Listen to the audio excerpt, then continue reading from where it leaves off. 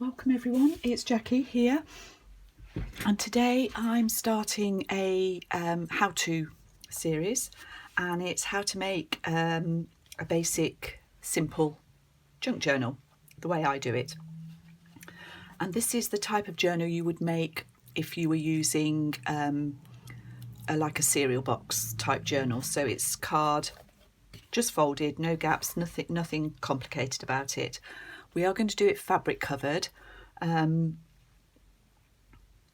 debating whether to do a paper covered one at the same time, but I think we'll stick with fabric because it's actually easier in the long run with your folds and things. There's less chance of cracking and the journals themselves are stronger. So we've got basically a single piece of card covered in fabric. I'm going to do it 7.5 by 5 with a 1.5 inch spine, and we will eventually put 3 signatures in.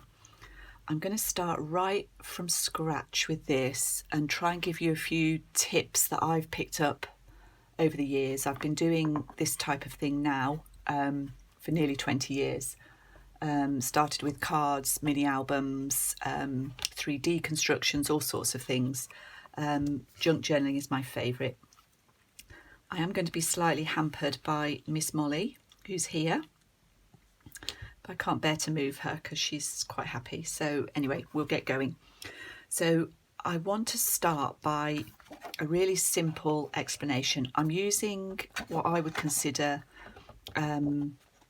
stiff card, similar to cereal box card. This is actually 300 GSM card.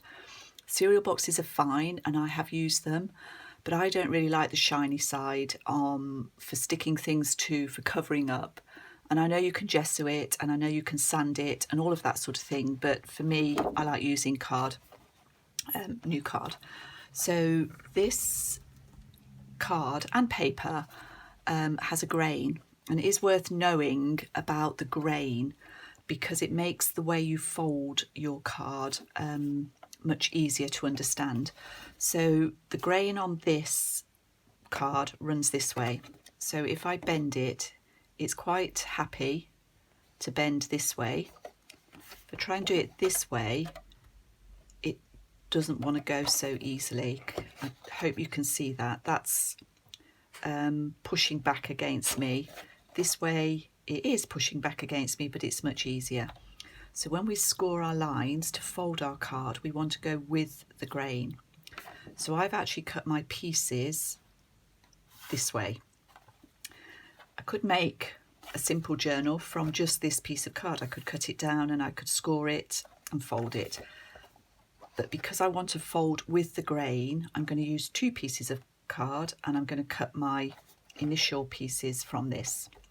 So I want you to cut, as I said, this journal is going to be 7.5 by 5. I want you to cut a piece 7.5 by 7 and a piece 7.5 by 5. And with the fold line, we're going to fold it down here for the spine, running with the grain, if you can do that. It's not absolutely vital. It will work the other way perfectly well, and I do it loads. But to make it easy and to make, for there to be less issues around cracking and problems that arise later, if you do it this way, you'll have a better chance of it working well. So we're going to go on the, now she wants to get down. Sit there, sit down, sit down. I'll move you in a minute. So we want to go on the 7-inch side. We're going to score at 5 and we're going to score at 6.5. So we're going to score at 5 and at 6.5. So that's our front cover. That should be our back cover, but that's one cover. This is our spine. This is our overlap. So the other thing you need to know when you're folding score lines, when you're folding on score lines, we've just made the indent here and we're folding that way.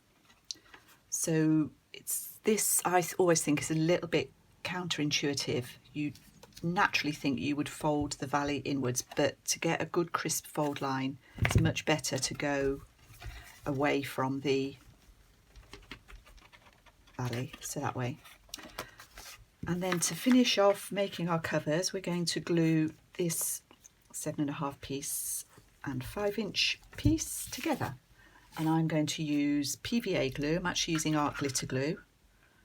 Hopefully I've got enough. I've nearly run out of this. But I did buy another bottle before we went into lockdown, so hopefully I will have enough glue to last however long this quarantine period lasts. I'm still going out to work. If you watch my other videos, you probably already know that. I work in a GP surgery, a doctor's surgery, so I have to go at the moment, which is fine. I'm quite happy to do that. We're all being really careful, and I hope everybody watching is well and able to steer clear of this coronavirus. So I want to stick this just shy of my score line. I've got to be able to fold it, obviously. And I do take quite a lot of trouble with all these basic steps. Okay, so this one, when I've cut it, it is a fraction longer than the back piece.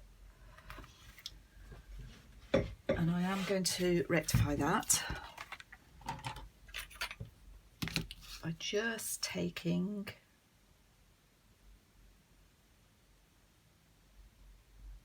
a sliver off.